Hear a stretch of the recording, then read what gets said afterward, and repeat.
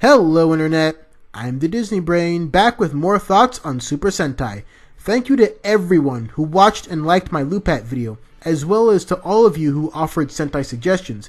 You've made your preference loud and clear, so I'll try to get my thoughts out there on the Sentai seasons I complete for as long as you guys are entertained by that. So, with all that said, let's talk Kyoryuger. It kind of goes without saying that this season would go on to be adapted into Dino Charge here in the West. It also has a Korean sequel, but for another time, maybe. Save for a few key story elements, however, I'm going to try and stay away from many direct comparisons to its Dino-themed younger cousin, because I'm just not a huge fan of that type of critique, unless it's necessary.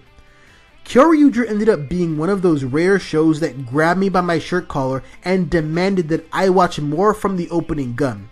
And it all starts with Daigo, also called King to most that know him, doing well to set the tone for episode 1, as well as for most of the season. His character gimmick is that he's overpowered as hell, to the point where an entire episode's point is the fact that he has no weaknesses. Such a trait would normally be too annoying and static for me, but I think Kyoryuger incorporates it well, which is to say that Daigo is so likable and endearing in his role as a better version of Lucky, and so good at making people believe in him, that it's hard to hold his flawlessness against him. It actually kind of reminds me most of Summer Lansdowne, who is also pretty flawless, all things considered. But I didn't mind it there either, because the way she connects to other people thoroughly engaged me throughout the season. The only thing with Daigo, though, is that his dynamics with the others aren't focused enough on any one person, so it's hard to see him as anything more than the life of the party, as opposed to Ian, who is absolutely more than his womanizing front. But he's legitimately great at being that life, just like Cole Evans once upon a time. Also, his father is kind of around, but unlike Dino Charge, it's not really a pertinent thing, so yeah. Before we dive into the other characters, as there is a lot of them, let's discuss the show more broadly. Kyoryuger is, more to its benefit than its detriment, a fairly simple affair. It's partly about dinosaurs, except called Voltosaurs here since they're battery-powered machines, and it's also kind of about music in the loosest possible sense. More than anything, the music is used as a neat stand-in for emotions and how they can empower, destroy, and everything in between.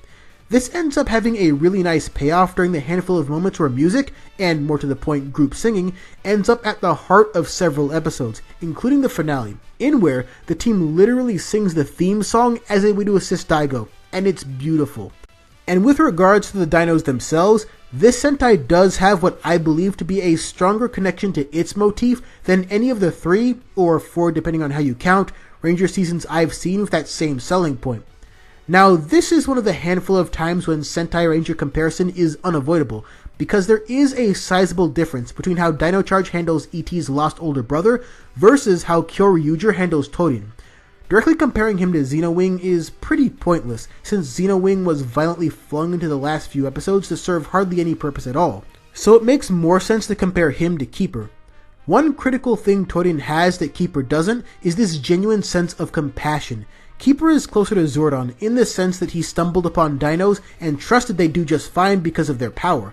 But Torin's whole deal is that he used to be a Debo monster, i.e. the bad guys this go round. But because he was so captivated by the majesty of the planet he was meant to destroy, he decided to protect it for the last couple billions of years, recruiting heroes along the way. And every now and then, we get tiny bits of insight into how Torin's past affects his current outlook.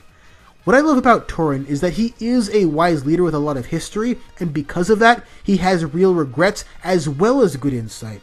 And all of it feels well put together and intentional, making him, I think, an improved version of what Zordon was, and definitely several steps above what we got with Keeper. I know I haven't spoken much about the actual plot here, but really, the plot is the characters. And because almost every character here is engaging in their own right, or at least not disengaging, that mostly episodic style really works. But it's more than that. It's like how I mentioned in my Loopat review that the show doesn't need serialization as much because future episodes do well to remember and build off past ones.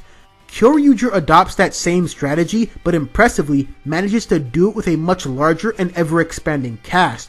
So for as little as we see overall from Tessai or Ramirez, the episodes we do get from them are all we really need. And since they're Spirit Rangers, it makes more sense that they can come and go as they please without needing a backstory beyond they used to be alive. And if this concept sounds familiar, it's because it is. The actor behind Ramirez confirmed that they drew inspiration for the idea from Jungle Fury Spirit Rangers, just one of many beautiful ways that the Sentai Ranger relationship proves to be more symbiotic than anything, and certainly not as one-sided as some would have you believe. Before we dive into the rest of the heroes, let's talk about the villains. The big bad in Lord Chaos, like Torin, is 80% Sentai exclusive because Dino Charge thought a bounty hunter would make more sense. Why? Hell if I know.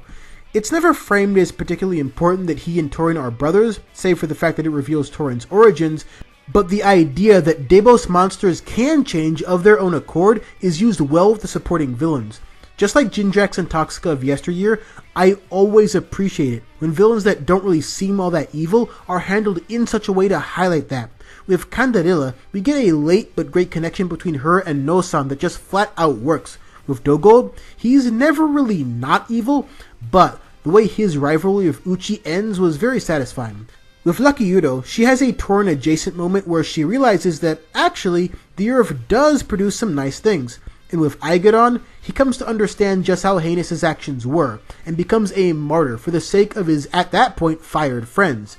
Needless to say, Sledge and his cronies don't quite stack up. To wrap up the unavoidable comparisons discussion, the changes made to create Dino Charge do spark a lot of questions. There didn't seem to be a good or even an interesting reason to trade out the brothers Deboss for Dino Yoda and not Boba Fett, two creatures who don't even have a metaphorical reason for being in opposition, let alone the Goku and Raditz-esque conflict we got here. It's basic, yes, but it gets the job done in ways that feel more similar to Wild Force all around, to its benefit, than its own adapted Ranger property. Getting back to the multitude of heroes brings us to Uchi, the Gold Ranger. He's got a longer name too, but yeah, no. He's got the same amount of time gimmick going for him as the actual Spirit Rangers, but he gets a bit more focus and an interesting backstory that connects him to Dogold. Seeing his mannerisms and old school knowledge base emphasized in a variety of ways was always a treat that never got old, so Uchi ended up being a lot of fun, a description we'll keep coming back to because that's really what this team and this whole show really is. And the fact that he got his own theme song, which is a jam, was a really nice touch. I liked Amy for the same reason I liked Ronnie in Overdrive. Both of them go out of their way to connect to people and help them see beyond their own hurdles, whether self-imposed or otherwise. Ironically, however, the one dynamic that does feel more lacking is her thing with Daigo. It's played up nicely in the finale, but it doesn't have many legs to stand on, if any. She just decides to get jealous one fine evening because Best Girl enters the picture, and then her feelings are said to be in flux up until the last 2 episodes. It's a silly thing that barely counts as a subplot, but it's harmless. Mostly because, and I am beyond thankful for this, when jealousy does rear its head, they never really go the love triangle route, except as one passing comment about how Best Girl isn't going to lose. I've seen this type of setup play out very maliciously in the past in terms of subtext, and that's without bringing up Twilight, mind you. But treating such things as mostly a joke for 2 random episodes felt like just the right fit, even if it doesn't really do much for Amy as a character. So not exactly one of the stronger Kyoryugers all around, but an adorable addition that I enjoyed. And while we're on the topic, let's talk about Best Girl. But before that, we gotta talk about Dr. Ushade, who is the original Kyoryu Violet. He doesn't appear much, sadly, but he is a high-strung blast of energy, and I loved every minute he was on screen. Also, he's the guy doing all that mostly Japanese, but also partly Spanish for whatever reason screaming for the Gabu revolvers. Also, he's the narrator for the season. I honestly can't think of a better voice. I want this man narrating my life, honestly. But then, when the old man has to retire, Yayoi takes over. As you've probably guessed by now, I like Yayoi a lot. Quick sidebar in anticipation of the question, yes, I do like Kendall more, but for different reasons since both are fairly distinct as characters. Other than the fact that Yayoi's character archetype is literally such an easy sell for me that I'd buy it without checking the price tag, I enjoyed the combination of youth, tech wizardry, but also self-doubt that she brought to the table. Everyone around her is an established hero with the confidence to match, but she has to learn that, despite already having some fighting skills by way of her grandfather. Most Sentai I've seen so far start with a story and most of the team already in place, so it was nice to go back to a more Power Ranger style arc of trying to figure out how to become worth the power you've got. And the path she took getting there, while shorter than I would have liked, was really well done. My only issue of Yayoi is that she isn't around enough, even during episodes where she is technically around. So moments like that were a bit confusing. But admittedly, I wouldn't even have mentioned that if I didn't adore her to no end. While she is certainly my favorite in the show bar none, something so expected that it could honestly be the tagline of my entire channel, a different Ranger comes in as the true MVP, who we'll save for last. Our resident Green and Soji can sometimes fade into the background for episodes at a time, but I mostly enjoyed what we did get from him, although I wasn't a fan of the way they seemed to shoehorn in his parental drama, and it's not like they couldn't have done a bit more foreshadowing on that end with regards to his mother and how his father felt about the breakup. That part of it started great, but then it got a bit too Ninja Steel for me. Soji is still fine, but as far as the main characters go, I'd have to call him the weakest. Ian, on the other hand, is a much more gradually built up over time type of character, so naturally, I liked him a bit more, especially during the times where he proved himself to be not just a competent leader, but a legit good one. And I thought their spin on his womanizer trope was well done, because we see that despite the much heavier burden he shoulders compared to his peers, he still genuinely enjoys putting smiles on people's faces. And it's pretty hard to not love his dynamic with Soji himself. And speaking of putting smiles on people's faces, the MVP of this season put the most smiles on mine. Good old No-san. I am absolutely a sucker for dad jokes and puns, regardless of how punishing they can be to hear for most. So this big blue goofball was always going to win my heart. Plus, at the heart of it all is a man who prefers to stay positive despite the life-threatening setbacks that come with his role. A man who stays strong, in part so that his sister and niece, both wonderful supporting characters in their own right, don't have to go through the familiar pain of losing someone else close to them.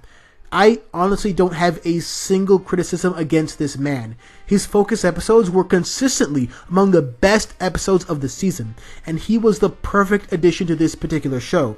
Just like how Keiichiro's steely determination, mixed in with real compassion, was perfect for his show. And similar to my favorite Lupat character, it'll be pretty damn hard for another blue to top this guy. All in all, Kyoryuger is one of the most enjoyable shows I've ever watched, Sentai or otherwise. It's wacky and absurd, but handles both traits in creative and hilarious ways, and it knows how to inject life into its motif and its character performances without being obnoxious about it. So it's pretty easy to feel invested in all of its larger, more important character moments, especially the ones that come by way of Ian, Torin, Yayoi, and even some of the villains. And also, the finale here, in setup and execution, was pretty damn amazing, save for a couple of details here and there. The interesting thing is, and I'd be curious to see if any of you guys have had similar experiences, this is the only Sentai I completed so far where I experienced the Ranger version first. So, I assumed that incessantly comparing every tiny detail to Dino Charge would become second nature to me, and potentially keep me from seeing Kyoryuger for the show it really is.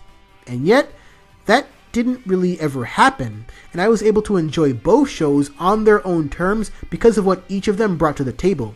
And outside of the interesting Torin versus Keeper situation that we covered, a direct line-by-line comparison doesn't really hold much value to me anyways, so wins all around. Suffice to say, I can't recommend this particular Sentai more emphatically, especially as an entry point for Ranger fans who have yet to experience a broader spectrum of Toku. It's a show that knows how to put the characters first, and let that be the story. And taken from that perspective, what a great story it was. Next on the docket, probably Kyoryuger or Go Busters, whichever I finish first. And don't worry guys, I heard all 5,000 plus of your requests loud and clear, and I'll finish Gokaiger too. And last but certainly not least, I'd like to take some time to highlight an important campaign. Christopher Kamen Lee, who most of you know for portraying Andros, is currently raising money to support his mother, who is in a fight against stage 2 lung cancer. I honestly can't even fathom how hard that must be for the entire Lee family, but there is a way to help by way of the GoFundMe page Chris has set up. So if you can donate, even just a little bit, it would really go a long way in supporting a member of our Ranger family in his time of need. Link in the description below. From the bottom of my heart, I'm wishing for the best for the entire Lee family, and I truly hope spotlighting it here does help in some small way. Thank you in advance to any and all of you who can assist or even just spread the word. And as always, thanks for watching.